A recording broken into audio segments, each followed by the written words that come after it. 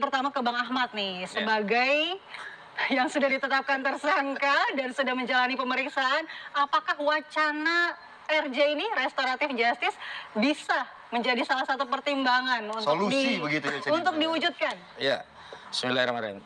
Kalau dalam benak kami, baik klien maupun tim dalam setiap pembahasan, renstra kami itu sampai pada vonis pengadilan dan di sana diperlihatkan kepada publik ijazah itu seperti apa sehingga jelas mana yang benar, mana yang salah, dan klien kami juga siap menerima konsekuensi. Sebaliknya juga pihak yang punya ijazah itu juga harus siap untuk menerima konsekuensi kalau ijazahnya itu bermasalah begitu.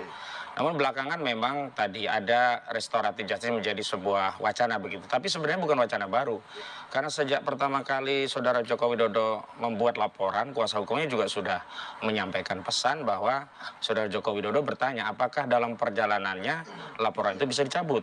Pertanyaannya ke pihak kepolisian atau kepada kuasa hukum Jokowi, dan kuasa hukum Jokowi menyatakan karena ini delik aduan sewaktu-waktu bisa dicabut. Itu kan bisa kita tafsirkan bahwa Saudara Joko Widodo itu tidak terlalu percaya diri membawa perkara ini ke proses hukum. Berarti tidak ada penawaran langsung, belum ada penawaran. Sudah. Justru dari sejumlah relawan, sejumlah pengacara yang intinya kalau bisa ya menginsafi, seolah-olah mengaku salah dan minta maaf, ya bisalah kita selesaikan. Tapi persoalannya kan siapa yang harus meminta maaf dan atas kesalahan apa begitu loh. Kalau kesalahan itu dari Jokowi dan dia meminta maaf akan dipertimbangkan, tetapi harus dijelaskan dulu kesalahannya di mana. Tetapi kalau kesalahan itu dinisbatkan kepada klien kami, apalagi ditindaklanjuti dengan permintaan maaf, tunggu dulu. Mana masalahnya begitu. Makanya kalau kita bicara restoratif justice itu yang paling penting itu apa dasarnya. Maksudnya adalah apa yang melatar belakangi restoratif justice. Tapi kalau latar belakangnya adalah hanya untuk ya menegosiasikan sebuah kemungkaran menjadi seolah-olah tidak ada masalah dan dalihnya untuk menghentikan perdebatan di ruang publik, enggak. Ini harus dituntaskan. Karena damai yang seperti itu tidak menyelesaikan masalah. Damai seperti apa yang menyelesaikan masalah? Dan tidak ada pula sekarang sudah solusi damai karena ini sudah masuk ke proses pengadilan. Justru solusinya itu adalah berulang kali pernah kami sampaikan adalah dengan menunjukkan ijazahnya karena poin pokoknya kan di situ begitu loh. Berarti tidak mau ada restoratif. Kembali kepada Saudara Joko Widodo, apakah dia mau menunjukkan ijazahnya? Itu kan bukan pada posisi kami, posisi Jokowi sendiri. Kalau dia mau cabut selesai, tapi kami justru menegaskan, misalkan Dr. Respon Saini Paresolan mau wanti-wanti jangan dicabut. Karena kalau dicabut itu seperti anti klimaks. Kita sudah bertarung, sudah mengeluarkan energi luar biasa untuk meneliti, bahkan klien kami sudah dimaki-maki oleh banyak masyarakat yang mereka seolah-olah ya menyalahkan penelitian itu, walaupun di balik itu juga dukungan luar biasa terhadap klien kami atas penelitian yang mereka lakukan, kok dihentikan dengan cara-cara yang tidak pernah menuntaskan pokok permasalahannya. Dan yang paling penting adalah kami itu punya pretensi, kami tidak mau mewariskan legasi masalah ini kepada generasi selanjutnya. Kalau cuma damai-damai hanya karena misalnya ya diberikan kedamaian agar apa? Agar tidak ditahan, agar tidak dipenjara. Sorry ya. Sudah siap klien kami kalau untuk melakukan proses lebih lanjut. Apa pengen dicapai dengan kok sampai sebegitu beratnya? Loh, ini kebenaran. Gitu. Kita harus mencari kebenaran material bahwa apakah kita pernah benar-benar dipimpin oleh seorang presiden berijazah palsu 2 periode yang dengan kebijakannya dia membuat utang WUS, membuat utang IKN dan seterusnya begitu. Berarti agak kecil kemungkinan. Nyaris tidak ada kalau dari kami. Nyaris tidak ada. Sorry katanya.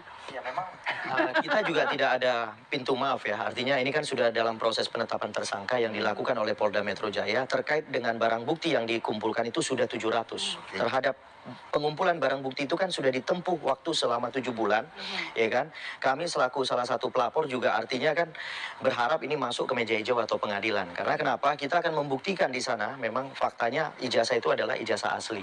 Karena sudah ada lembaga-lembaga yang sudah menyatakan bahwa ijazah tersebut asli. Contohnya salah satunya rektor daripada UGM telah menerangkan dan juga memberikan suatu surat keterangan yang menyatakan bahwa memang ijazah itu adalah produk mereka.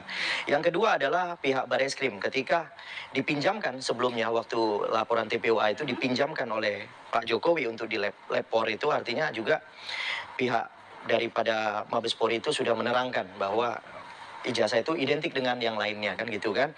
Dan teman-temannya Pak Jokowi telah menerangkan bahwa memang masa perkuliahan itu ada ya kan, dilakukan bersama ya kan, kemudian selesainya juga bersama. Jadi terkait dengan barang bukti kemudian keterangan saksi yang telah dikumpulkan sebanyak 120 atau 130 saksi, kemudian ahli juga dikumpulkan sebanyak 22 yang telah diperiksa. Jadi artinya terkait dengan arti ya kan, seluruhnya ini sudah berhubungan komprehensif sudah. Jadi saya minta juga kepada Pak Kapolda Metro Jaya untuk segera merampungkan berkas perkara agar bisa dilimpahkan nantinya kepada kejaksaan. Jadi kita tidak ada pintu damai pastinya. Tidak ada Kalau dari Bang damai. Lecumanan sendiri kan kalau nggak salah pelapornya adalah yang Undang-Undang UU ITE ya kalau nggak salah. ITE salah satu, kemudian penghasutan juga kami laporkan. Penghasutan Iya, gitu ya. 160, 28 ayat 2, kemudian di Jongtong 45A. Oke, kita sebenarnya begini, kita kalau berbicara berandai-andai, kalau misalnya Pak Jokowi kemudian memberikan pintu damai, apakah kemudian laporan juga akan masih terus berjalan? Jadi yang terkait dengan laporan kami, ya tetap kami harus jalankan. Ya. Ya, kami ini Terpisah, tidak mencari apakah ijazah itu palsu atau tidak. Kami mencari peristiwanya. Ada peristiwa penghasutannya yang kemudian kami laporkan. Jadi kami mau ijazah itu bentuknya seperti apa, kami tidak mau tahu. Maju terus. Kami maju Beda terus ya? karena yang kami laporkan adalah peristiwa pidana yang dilakukan oleh orang ataupun ke kelompok. Oke, kedua belah pihak tidak mau damai.